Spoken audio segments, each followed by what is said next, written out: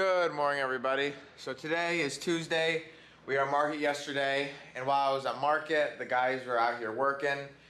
They got a lot picked. As you can see, we have 2 bins of cantaloupe to sell, and this is what we brought back from market. Was like a quarter of a bin. We sold about 3/4, and then they got all these peppers picked, which is really nice. It's one less job I have to do today. So me and Dad are gonna head out now. We're gonna go start picking some sweet corn. So the sweet corn we're picking now is a really nice, good, sweet new variety. I don't know what variety it is, but it comes off pretty nice, and there's no worms in it. A lot of people don't know it, but later in the year, it's a lot more common to have worms in the tips than it is any other time. Alright, so we just got back to the shed, and as you can see, Dad is sprinkling the corn. That's just to keep it looking fresh throughout the day, because with this hot heat and humidity, it'll kind of make the corn look a little bit dried out. So we just want to keep it looking nice and good. So that's all we do that for. But right now what we're doing is getting it off the Kubota and onto the truck so we can take it out to the market to sell today. So now we're down in the tomato field. We wanted to get some tomatoes for the market before it opens, just because we sell a lot off the table and for canners. We sell the round and the plum. So we want to get some nice ones. We try not to put any bad ones in, even though they are for canners. They don't need to be perfect. We have so many out there, it's just not worth putting any bad ones in and having an unhappy customers. You may wonder why we take that green stem off, and it's pretty much only for 2 reasons. The first one is because when you put that beautiful red tomato in a basket with all the other ones, it'll actually sometimes poke the other tomatoes and cause a blemish, so we don't want that. And also, it's just easier for the customer when they're canning or when they're eating the tomato, so it's just kind of the best for both worlds.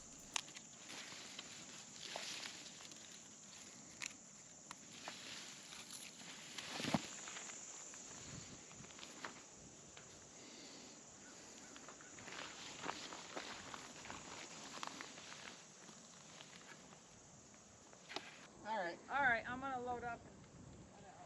Don't forget, you can take, you've got 8 on there, you can take them other 4, you have 12, you'll have enough for change tomorrow. Alright, so now we're moving on to watermelon, and since we don't have another helper, Dad decided he should just throw the watermelons to me out in the cut hayfield instead of trying to throw them to me all the way in the Kubota, just because he doesn't want to throw them that far, and then there's the risk of me dropping them, so it just makes it easier this way. And if you watch my previous videos, I've explained the different varieties of watermelon we grow. This one right here he's throwing to me is a red seedless sugar baby. We also grow like the normal watermelons you're used to seeing, which is the Fascination, another red seedless. And then the last variety we grow is a yellow seedless. I don't know the exact name for it, but I do know that it's very sweet and it's very nice size. Sometimes, actually most of the time, they're bigger than the watermelons we're throwing right here. And then so here they are, all lined up, ready to go in the bin.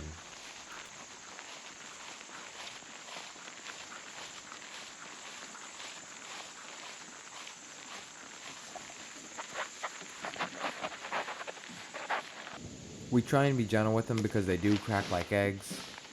When I pack them, you can see right here, I pack them nice and tight together without slamming them down.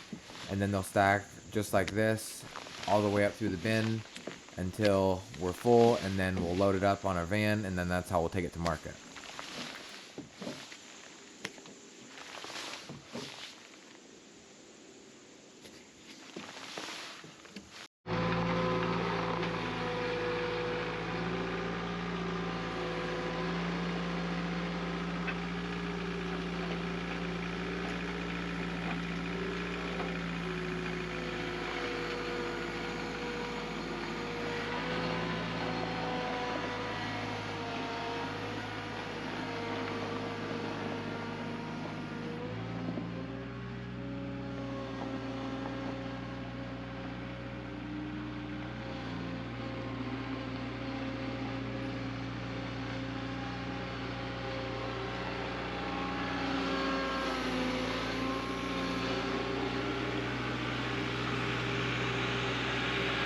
So now we're moving on to cantaloupe.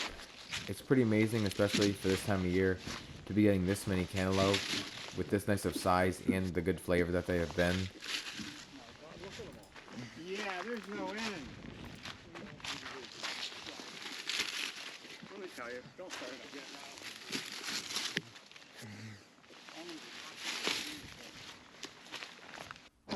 one of the perks of doing cantaloupe watermelon is getting to sample Yeah. them. I would say just about every time we sample one of each. We already tried the cantaloupe, which I didn't show, but here's a yellow watermelon if you've never seen one on the inside. And I can tell you right now that this is one of the best watermelon I've had all year long. That's real high in sugar.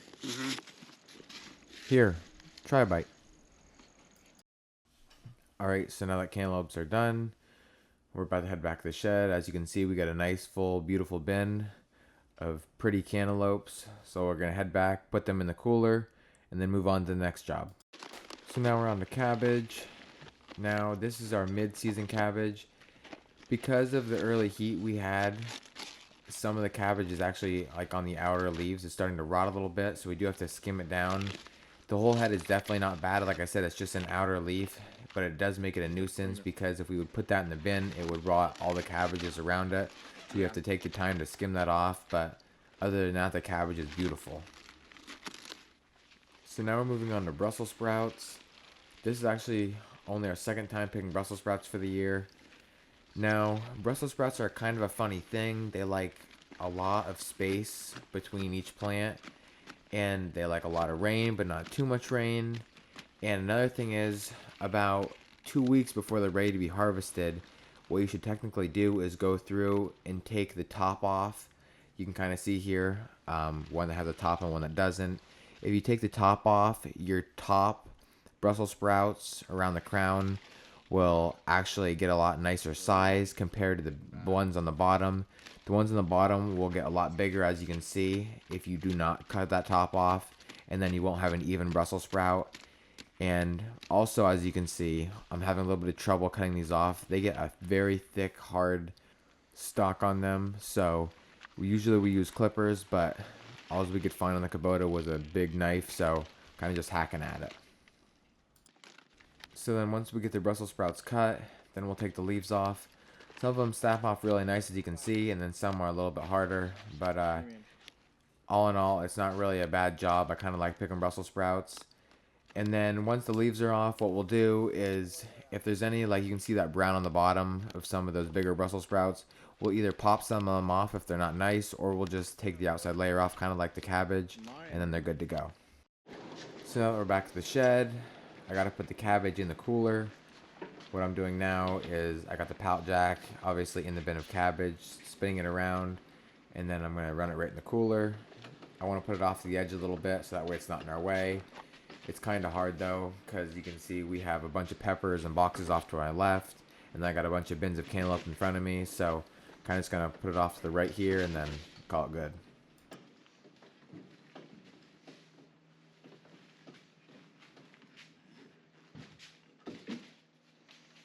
Alright, so I'm back from lunch. Let me show you what's going on here. What we got going on is we already got the cabbage, as you've seen also.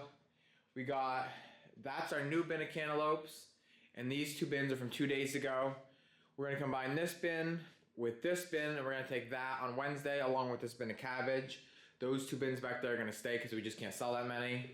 The guys, as I was already showing you, got a ton of peppers. They got some beautiful red long hots, which a lot of people are asking for. We got a new pepper here, which is the poblano. We got some Anaheim chili, some mixed bell, cucumbers. I don't actually know what kind of peppers these are. I'm gonna have to talk to Dad and see. There's the jalapeno, the pimento, the giant Marconi. Here's all red giant Marconi, which is a big seller, and then just a ton of repeat stuff there. So now that we got that done, we're actually getting a generator out at our farm market. We're tired of every time we get a lot of snow or a lot of rain, we lose all the power at the market. Then we have to take generators out, and we'll actually be running 2 or 3 generators. We'll be up all night plugging stuff in, unplugging stuff so that we don't overpower our generators. So we're just gonna get rid of that problem and now finally get a generator. It took about 7 months to come in, but thankfully now it's here. So we got a big tank out here actually. I don't even probably seen it in the side of my videos. This big tank out here. We're gonna take this out with my dump trailer, and then we gotta take blocks, level it up. It's gotta be up to code out there. So that's what me and Dad are gonna be working on probably for the next couple hours. So stick with me, I'll show you what's going on. Alright, so the first thing we're doing is obviously attaching the tank to the skid loader so that we can pick it up and put it on our trailer. Now we're trying not to hit the chain off of the tank so that we don't scratch it. It is brand new. We try and keep things nice. Obviously we're nicking it a couple times, but not more than we have to.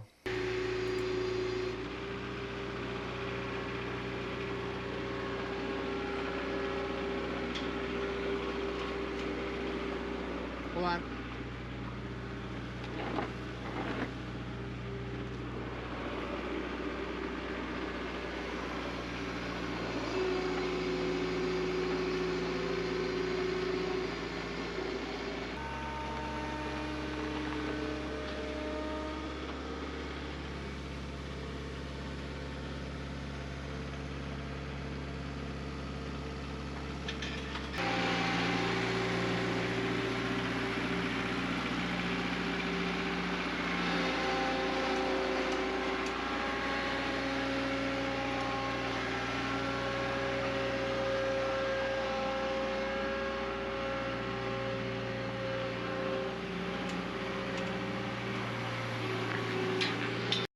Alright, so now we're out at the market, and as you can see, we laid down that fabric. That's actually a landscaping fabric, just because that's where the tank's gonna go, and we don't want any weeds to come up underneath. We would have preferred to pour concrete, but we just didn't have that kind of time, so that's why we did that. Then we had to put our small sash blocks on top of the landscaping fabric, and now we're putting a big block on top of that perpendicular, just because that's what we have to do to be up to code, so we don't get in trouble on a commercial lot. Alright, so this is what it looks like now that we're done. I know it doesn't look very pretty, but we are going to put blocks around it and throw stone underneath it, cover up that fabric. I don't know if we're allowed to plant flowers, we might even do that. But the big thing was we got it sitting nice and flat and level so that they can fill it and there won't be any problems. So now we're moving on to pumpkins for the market, but this time instead of taking the skid loader out and putting the bins on the front porch, what we're doing is we're actually going to put them out in the yard like I talked about in my last video. We did it last year and we actually had a really good turnout. It's kind of going to be like a pick your own pumpkin patch, obviously without being in the actual picky pumpkin field. It's nice, the kids enjoy it, and it's a good time for everybody.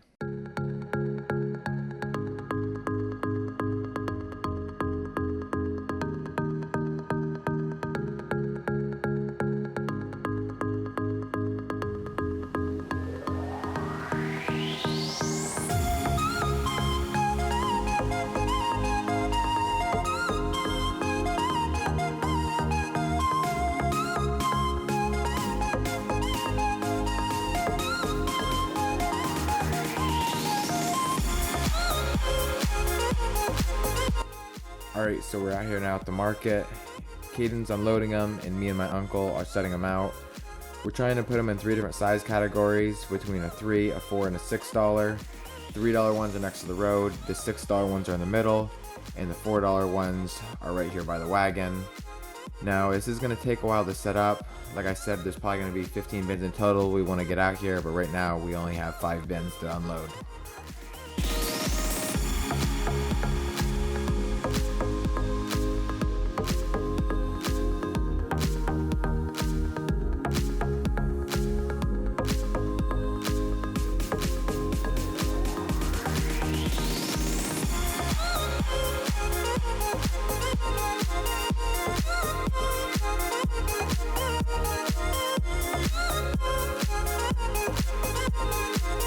Alright, so I just got back to the shed. It's a little past 8 o'clock. We got 5 bins of beautiful pumpkins for out at the market. As you've seen, we set them up in rows there, kind of like a little pick your own pumpkin thing. And we're not even close to done. I'd like to have 15 bins in total out in the grassy area, as you've seen, by the time I'm done with it, but just we didn't have enough time tonight. So then after we got those 5 bins out there, we went out to our other pumpkin field and got 2 bins of white and another 2 bins of big pumpkins. So we didn't even unload them. I just parked the wagon at the other end of the shed and I'm gonna head home. It's like I said, it's 8 o'clock. We have market again tomorrow. We gotta be up early. So I'm gonna call it a wrap for this video. As always, thank you for watching. If you haven't subscribed, please do so. And always remember, it ain't much, but it's honest work.